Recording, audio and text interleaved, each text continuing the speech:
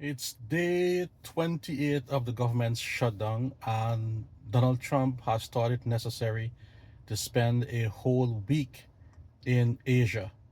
I don't recall a time when a sitting US president left the country unattended for an entire week. And the only reason Trump is in Asia for this long is to get away from the mess he has caused here with the government shutdown. It's also the reason why suddenly he has paid attention to foreign policies. There are a number of you who voted for Trump on the grounds that he was a businessman and you felt the country would be in better hands if it was led by someone who is familiar with business. Personal opinion, it's never a good idea to put someone who run a business to run a country, because a country is not concerned with making profit, it's concerned with providing for its citizens.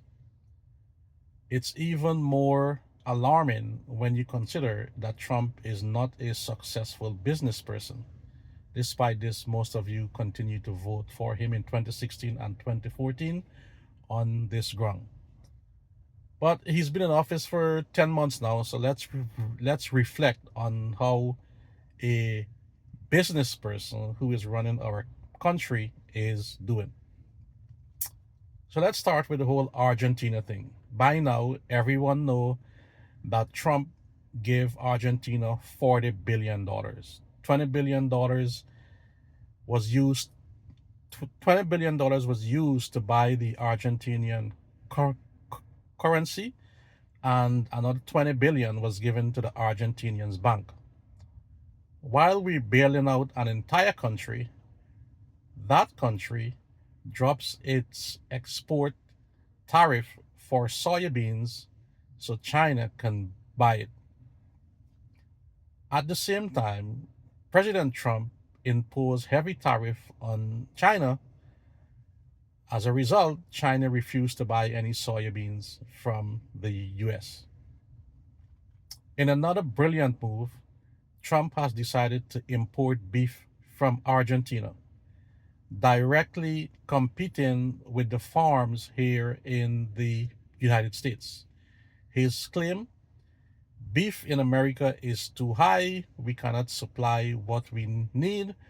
This is why he is allowing us to import beef from Argentina. Naturally, the cattle farmers are unhappy about this.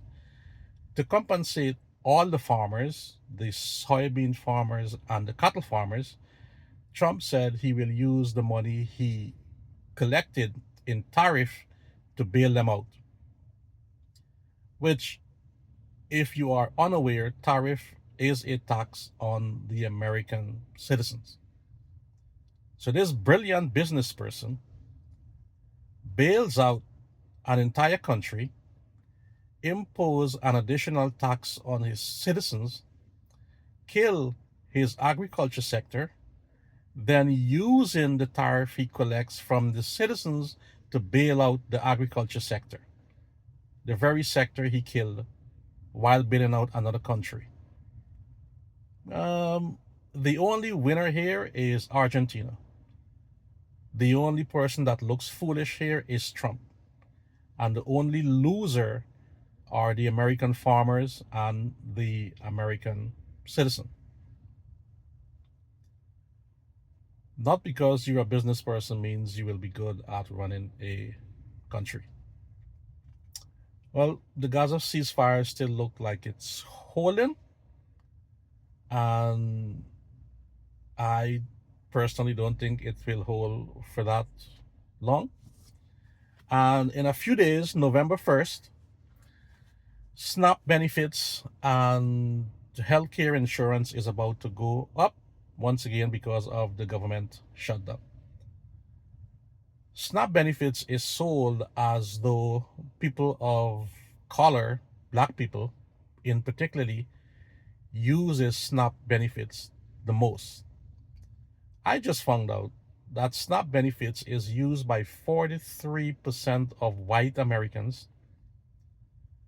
Only 28% of black people use SNAP.